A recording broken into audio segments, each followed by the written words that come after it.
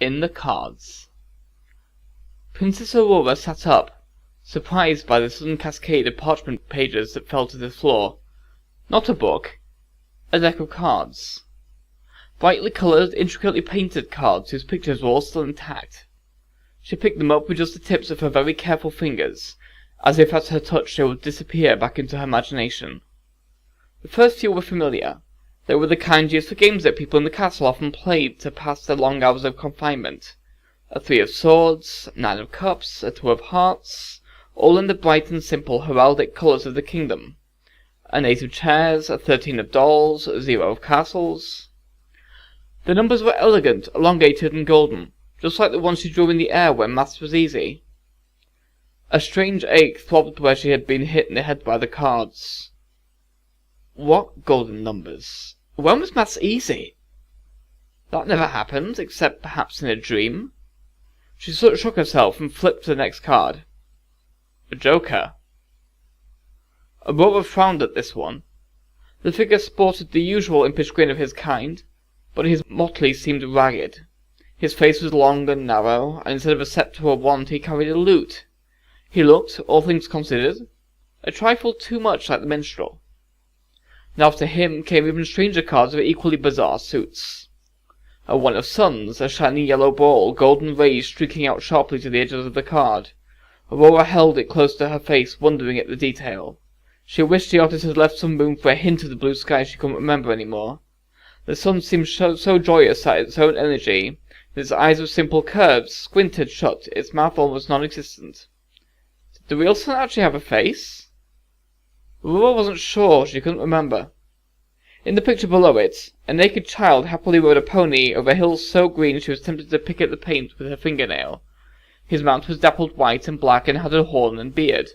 None of the remaining horses in the castle looked anything like it. The next card was of a girl who looked, at first glance, like Aurora herself, arms wrapped lovingly around the neck of a lion. The lion was tawny and orange and red, and the girl's golden hair was so thick and mane-like she could have been a version of the sun itself. Aurora knew lions because they were carved into decorations around the castle, and inscribed upon heraldic shields. On the card after that, a girl, who also looked like her, was touching a different beast on the nose. Aurora had no idea what animal it was. Tiny like a squirrel, but with overlong, soft ears that were as ridiculous as the horn on the pony. Its pink nose sprouted long whiskers that were so carefully painted, Aurora felt her heart break. She wished she could touch such a creature like the girl in the picture. And finally, there was an animal by itself in an open green patch surrounded by trees. It looked a bit like a horse, but for its shorter body and more slender legs. It had no mane, and its tail was short and fat. Its head was turned backwards, cocked, as if listening for danger. Aurora looked around quickly, suddenly nervous. No book in the castle had all its pictures, and even the tapestries were blurry. It seemed like this strange deck was complete. Why these? Why now? "Princess, your highness!" a voice called from outside her door. Aurora quickly swept the cards into an ungainly pile, and looking around for somewhere to stash them, shoved them into the pretty little velvet bag set out to go with her gown that night. Without waiting for an answer, the owner of the voice swept in, tiny, round-faced, and delicate as a dragonfly. Aurora felt a burn of guilt heat up her face and breast. Lady Liana was her handmaiden and closest friend, and the princess was Liana's only friend. She had been part of a visiting diplomatic party when the end of the world had come, destroying her homeland, her parents, and everyone she had ever loved. Despite her completely appropriate dress, and the very stylish, intricate braided buns of ebony that covered her ears, there was something unmistakably foreign about her large black eyes and greyish skin. Other members of royalty in the castle tended to shun her. "You're not even partially dressed yet," Liana scolded, but she didn't click her tongue the way another might have. She flowed from one side of the room to the other, gathering things for ballroom transformation.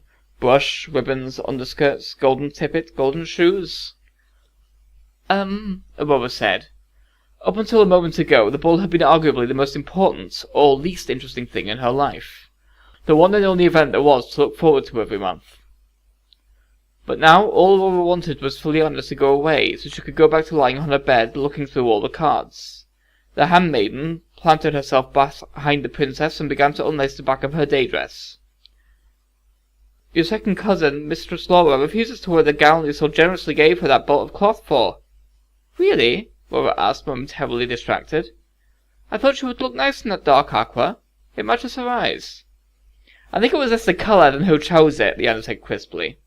Having finished with the laces, she firmly but politely turned Aurora around and started helping her out of the long button sleeves. "Oh, bother." "Well, she's just a girl," Aurora said, shaking her head and her arms to get the long sleeves off. "She's 15, your highness," her friend said with a barely audible hiss. "I would keep an eye on her insolences. You have many years of close confinement with her, and her admirers ahead." Aurora shook her head with a smile. "Leanna, this is not like the court from where you're from. There are no conspiracies. There are no plots. She's a girl who doesn't want the future queen choosing her dress for her. I understand. I don't like when people tell me what to do either." There was a moment of silence. Aurora realized that last bit had come out far more vehemently than she had meant. Leanna's large eyes were unreadable as always. "Oh, absolutely. And the exile was just defending a neighbouring king." "That was different," Aurora said, uncomfortable at the memory.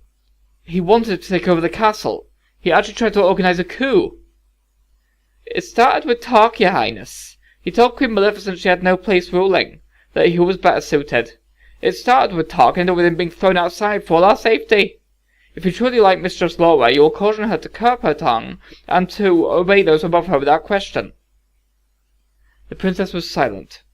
All she remembered from that confusing time was a white-bearded, fat little blustery man, shouting and arguing like a storm against the cool, sharp figure of her aunt.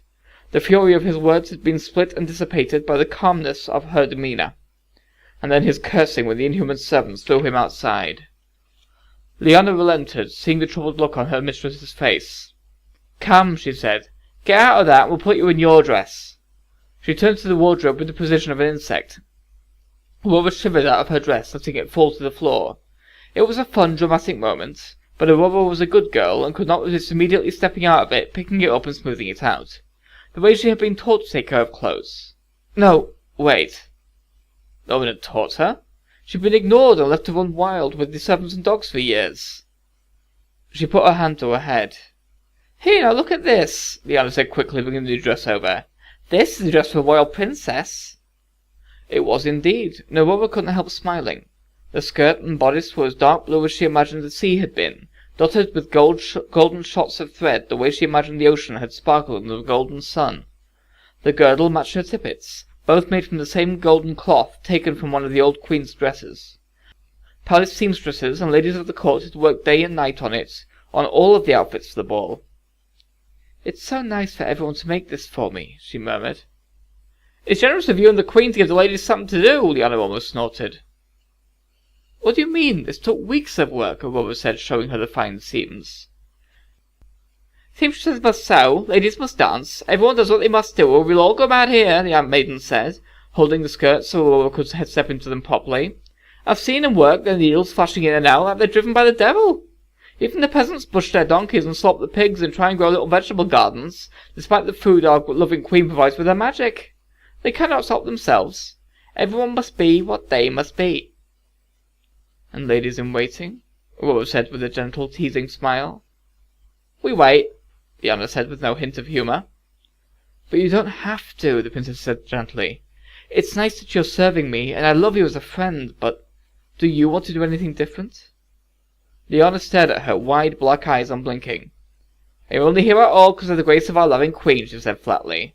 "I am grateful for my continued existence." Aurora bit her lip. What she had mistaken for insensate following of orders was actually overwhelming gratitude. Leanna felt blessed that she was simply still alive. Anything she did now was a joyful celebration of that.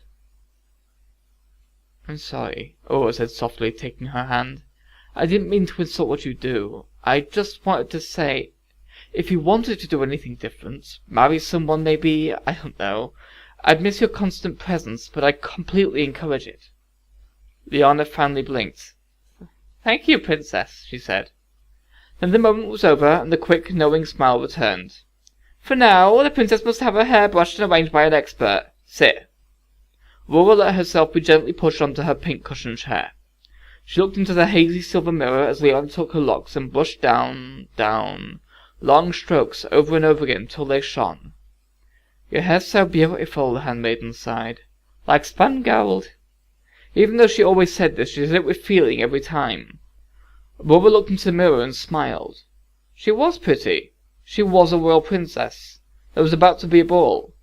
These were things she could, once in a while, allow herself to be happy about.